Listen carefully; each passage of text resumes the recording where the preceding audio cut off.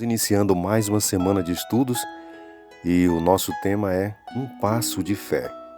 E para a compreensão mais profunda desse tema, é preciso analisarmos a vida de Jesus. Estamos lembrados que desde os dias da eternidade, o Senhor Jesus Cristo era um com o Pai. Ele era a imagem de Deus, a expressão de sua glória. Para mostrar essa glória e para revelar a luz do amor de Deus, Jesus veio à terra, obscurecida pelo pecado. Sobre ele, Isaías profetizou: "E lhe chamarão Emanuel, Deus conosco." Mateus 1, versos 23. Jesus era a palavra de Deus, o pensamento de Deus audível. Deus concedeu essa revelação não apenas para os seus filhos na terra, mas nosso pequeno mundo se tornou um livro de estudo para o universo. E o nosso texto principal do estudo é Filipenses 2, versos 5 a 7, onde lemos: "Tende em vós o mesmo sentimento que houve também em Cristo Jesus, o qual, tendo plenamente a natureza de Deus, não reivindicou o ser igual a Deus, mas, pelo contrário, esvaziou-se a si mesmo, assumindo plenamente a forma de servo e tornando-se semelhante aos seres humanos." Filipenses 2, 5 a 7. É preciso parar um pouco para pensar nessa atitude de Jesus, abandonar as glórias do céu. A adoração dos anjos e a comunhão do Pai foi um sacrifício inimaginável. No entanto, Jesus veio a este mundo de sofrimento e morte para revelar o caráter de amor do Pai, reconquistar o afeto do ser humano e resgatar toda a humanidade. O preço de nossa redenção jamais poderá ser avaliado enquanto os redimidos não estiverem com o Redentor diante do trono de Deus. O sacrifício de Cristo é algo muito profundo. Foge à compreensão da mente humana. Quando estivermos deslumbrados com as glórias do lar eterno, então nos lembraremos de que Jesus abandonou tudo isso por nós, que ele não apenas se tornou um exilado das cortes celestiais, mas também enfrentou por nós o risco da derrota e eterna perdição. Nesse momento lançaremos nossas coroas aos seus pés, entoando o cântico: "Digno é o Cordeiro que foi morto de receber o poder, a riqueza, a sabedoria e a força, a honra, a glória e o louvor." O desejado de todas as nações, página 131. E isso nos leva a pensar no amor abnegado de Jesus. O que significa a palavra abnegado? Segundo o dicionário, é aquele que se abstém, que abre mão de honras, que abre mão de grandezas e consegue viver humildemente. Paulo nos encorajou a ter o modo de pensar de Cristo em Filipenses 2:5. Isso nos leva a fazermos algumas perguntas. A primeira delas é: o que governa seus padrões de pensamento?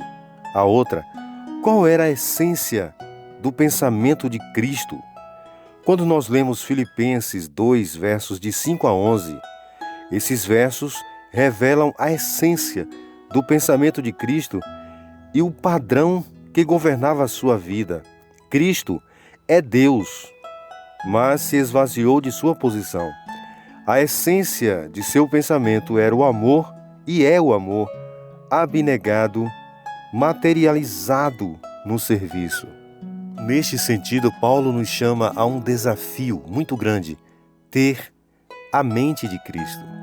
Através da oração e do derramamento do Espírito Santo que opera em nós a santificação. E Jesus Cristo, com esta vida, ele nos chama a um compromisso. Jesus Cristo chamou seus discípulos. O chamado ao compromisso aconteceu na vida de Pedro, na vida de João, na vida de Paulo, na vida de Mateus. Quando nós lemos Mateus 4, versos 18 a 20, nos vem a seguinte interrogação: Por que Pedro e João estavam dispostos a assumir um compromisso tão radical de seguir a Cristo?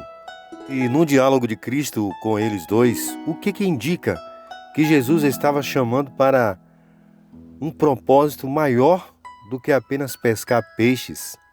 Quando nós lemos o relato, fica claro que os dois discípulos sentiram o chamado para um propósito superior, pois Jesus lhes disse que os faria pescadores de homens. Considerando o chamado de Mateus, cobrador de impostos, em Mateus 9:9, essa passagem é digna de nota, porque Cristo chamou um cobrador de impostos para segui-lo.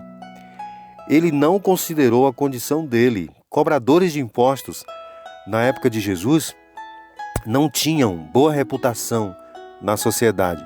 Eram vistos como ladrões, como enganadores, salteadores. Mas Jesus viu aquilo que Mateus podia se tornar. Você também deseja ter este chamado ao compromisso para o trabalho do Senhor? E a Bíblia nos mostra que, por conta desse chamado de Jesus, dessa atração que Jesus tem quando chama os seus filhos para transformá-los em vasos de bênção, Paulo se tornou um instrumento escolhido por Deus. Quando nós lemos Atos 9, versos 3 a 6, 10 a 20, o que esses versos revelam sobre o propósito de Jesus para a vida de Paulo? Nós vimos que Jesus lhe apareceu no caminho para Damasco e o conduziu para uma missão. Deus transformou a vida de Paulo, de um homem perseguidor de cristãos, matador, para aquele que agora dedicava a sua vida inteira à pregação do Evangelho e o resgate das almas perdidas.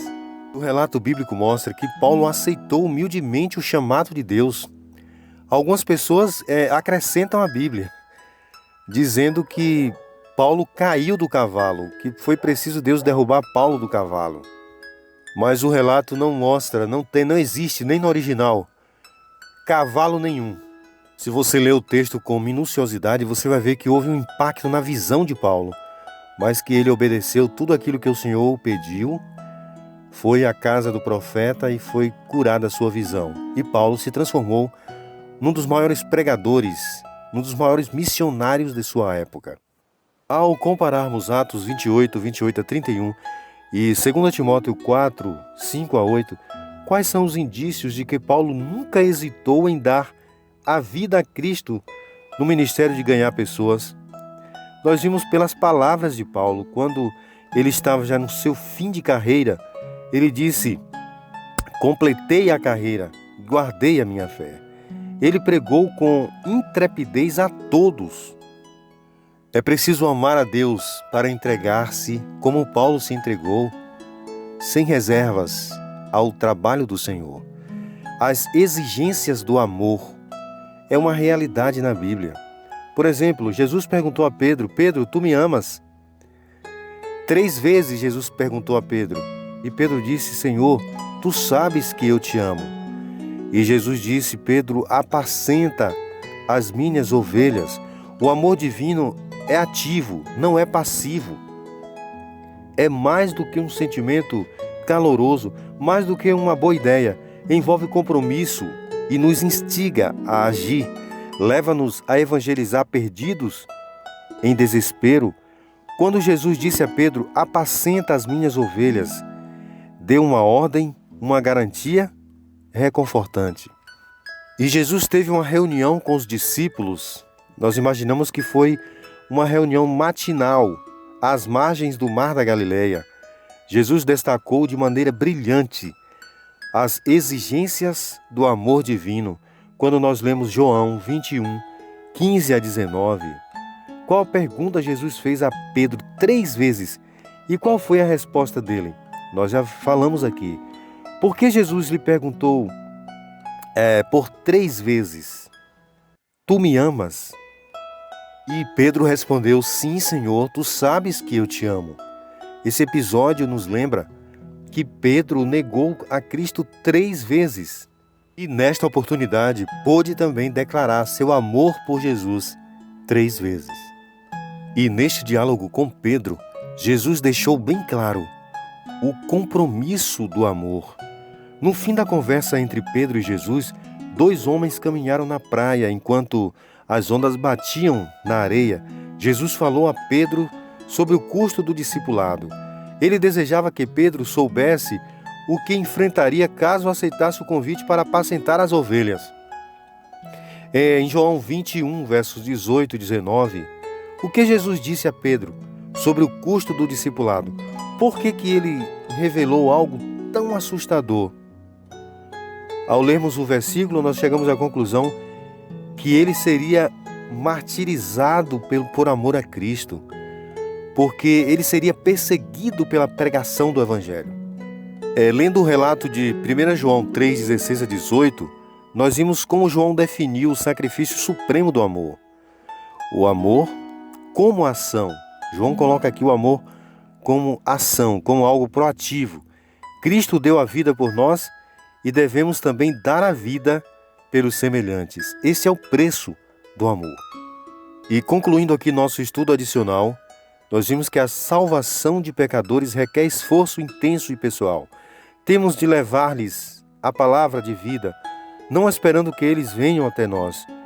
Oh, pudesse eu falar palavras capazes de despertar homens e mulheres para a ação diligente. Achamo-nos no limiar do mundo eterno. Não temos tempo a perder. Cada momento é excessivamente precioso para ser devotado para a satisfação própria. Está você disposto a buscar a Deus sinceramente e dele obter força e graça para conduzir como seu fiel obreiro no campo missionário? Está você disposto a pagar o preço do amor e receber o chamado de Deus? Façamos esta reflexão.